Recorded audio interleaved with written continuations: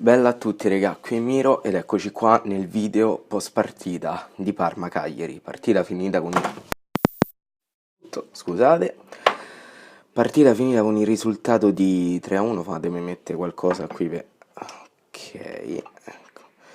Dicevo, partita finita con il risultato di 3-1 per il Cagliari, partita praticamente giocata a 3, Parma, Cagliari e VAR. Per carità, è giusto e legittimo soprattutto che venga utilizzato il VAR e secondo me è stato utilizzato bene, cioè, le scelte sono state corrette. Comunque partiamo dal principio, dal primo tempo, non dai supplementari. Allora, partita che comincia con il Parma subito all'attacco, qualcosa di veramente spaventoso, tra l'altro palo di Bruno Alves nei primi 10 minuti. Parma che approccia meglio la partita, comincia subito in maniera offensiva, ma Cagliari molto cinico perché al primo tiro riesce a segnare gol di Ceppidelli che, diciamo, dopo che era una punizione, non so che, se era calcio d'angolo forse, si è lasciato posizionato bene al centro dell'area e lì è stato facile battere la palla in rete.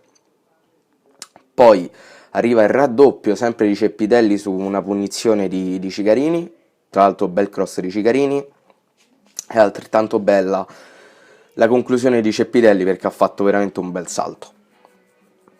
Cagliari che purtroppo nel secondo tempo, nonostante faccia qualcosina di buono, subisce il Parma, cioè nel senso subisce il gol del Parma, subisce il gol di Barilla che per un attimo destabilizza il Cagliari che infatti, come sempre, perché quando ci ritroviamo poi a difendere dobbiamo passare a 5 in difesa, perché tanto è così.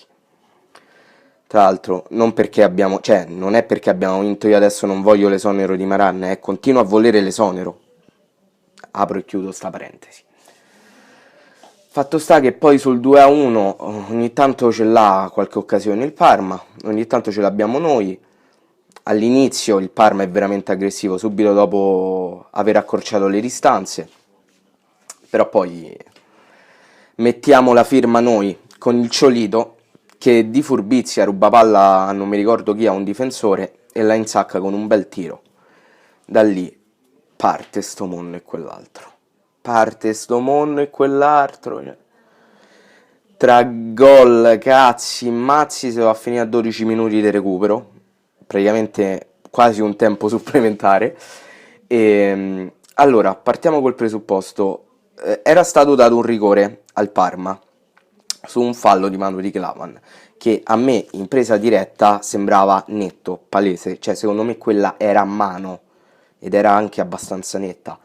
Però poi quando poi l'arbitro è andato al VAR, che hanno fatto vedere le immagini che trasmetteva il VAR, mi è sembrato che più che l'avesse presa con sta parte, la prendesse col mento. A me non mi sembrava tanto una cosa perché la palla ha incominciato a spostarsi prima che colpisse il braccio, perché ha colpito qua il mento, perlomeno questa è l'impressione che ho avuto io. Qualora non fosse così, se ha colpito questa parte, era rigore, punto.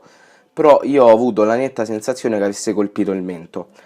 Quindi l'arbitro dà il rigore, controllandolo al VAR, poi non lo dà più.